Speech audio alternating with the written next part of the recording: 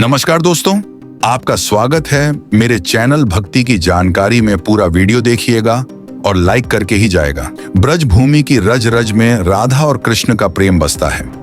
यह कोई सामान्य प्रेम नहीं था, यह आत्मा और परमात्मा का मिलन था। राधा का प्रेम सांसारिक सीमाओं से परे, अद्वितीय और अनंत था।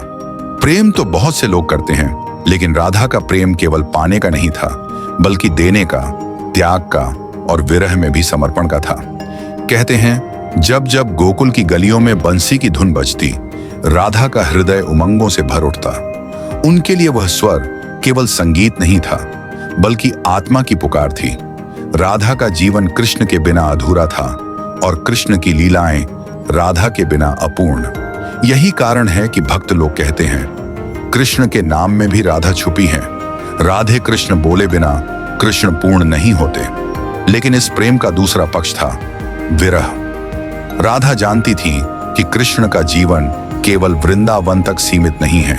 वे द्वारका के स्वामी बनने वाले हैं। उन्हें धर्म स्थापना के लिए कर्म भूमि पर जाना होगा। यही सोचकर राधा का हृदय हर पल आशंका से घिरा रहता। जब कृष्ण मथुरा की ओर प्रस्थान करने लगे, तब ब्रज की गोपियां और ग्वाल बाल तो रो पड़े, पर राधा का मौन और भी गहरा था। उनके नेत्र आंसुओं से भीगे, लेकिन उनके मन ने कृष्ण को रोका नहीं। यही राधा की महानता थी। उन्होंने प्रेम को बंधन नहीं बनाया। वे जानती थीं कि प्रेम यदि सच्चा हो तो वह प्रियतम की स्वतंत्रता में ही सुख देखता है। कृष्ण जब मथुरा और फिर द्वारका चले गए, तब राधा का जीवन मानो रुक गया। उनके दिन कृष्ण की स्मृति में बीतते और रातें विरह पीड़ा में। कहते हैं, उस विरह ने राधा को भीतर से इतना पवित्र कर दिया कि वे स्वयं भक्ति की मूर्ति बन गईं। उनके लिए कृष्ण अब केवल श्याम सुंदर नहीं रहे, बल्कि वे उनके आराध्य, उनके भगवान बन गए। राधा के विरह की पीड़ा साधारण मनुष्य की पीड़ा नहीं थी। यह वह वेदना थी जिसमें समर्पण छिपा है। वे रोती भी तो आंसू उनके हृदय को और निर्मल करते। राधा के वियोग का प्रभाव इतना गहरा था कि ब्रज की हर गली, हर नदी और हर वनखंड में उनके आह्वान की प्रतिध्वनि सुनाई देती थी। भक्तजन मानते हैं कि राधा का विरह ही सबसे ऊंचा भक्ति मार्ग है। मिलन में आनंद है, लेकिन विरह में तड़प है, और वही तड़प आत्मा को परमात्मा के निकट ले जाती है। राधा का वियोग हमें यह सिखाता है कि प्रेम का वास्तविक स्वरूप मिलन में नहीं, बल्कि वियोग की तपस्या में है। जब कृष्ण द्वारका में रुक्मिणी और सत्यभामा के साथ थे, तब भी राधा के हृदय में कोई ईर्ष्या नहीं थी। वे जानती थीं कि कृष्ण संपूर्ण ब्रह्मांड के स्वामी हैं।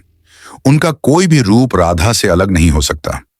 वे बस एक ही काम करती, हर श्वास में कृष्ण को पुकारना। कहा जाता है कि एक समय राधा अत्यंत पीड़ा में थी। उनके शरीर की शक्ति क्षीण हो चुकी थी, लेकिन हृदय अभी भी कृष्ण की स्मृति से धड़क रहा था। तब उन्होंने एक इच्छा प्रकट की, श्याम सुंदर, यदि तुम मुझे मिल जाओ तो मेरा जीवन पूर्ण हो जाएगा। कृष्ण द्वारका से वृंदावन आए। वे राधा के पास पहुंचे। राधा ने कृष्ण के मुख को देखा और उनकी आंखों में आंसू भर आए। ये मिलन क्षणिक था, पर अनंत जैसा लगा।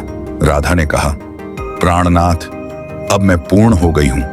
और धीरे धीरे उन्होंने अपने शरीर का त्याग कर दिया। भक्त लोग कहते हैं कि राधा की मृत्यु नहीं हुई। यह तो केवल महासमाधि थी, जिसमें वे परमात्मा में विलीन हो गईं।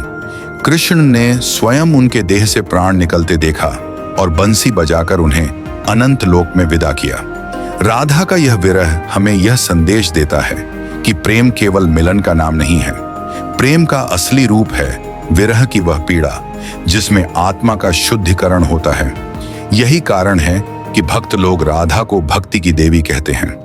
वे केवल एक प्रेमिका नहीं, बल्कि सर्वोच्च साधिका थी, जिनका जीवन हमें सिखाता है कि प्रेम में अधिकार नहीं होता, केवल समर्पण होता है। आज भी जब वृंदावन की गलियों में राधे राधे की ध्वनि होती है, तो माना जाता है कि राधा का विरह गूंज रहा है। वहां का हर कण राधा के आंसुओं की गाथा कहता है।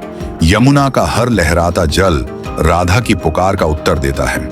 राधा का गहरा प्रेम और उनका विरह दोनों मिलकर संसार को यह शिक्षा देते हैं कि प्रेम केवल पाने का नाम नहीं है, बल्कि देने का नाम है।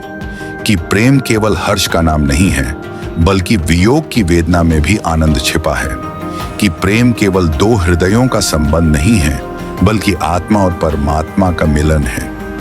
इस प्रकार राधा का जीवन एक अमर संदेश बन गया।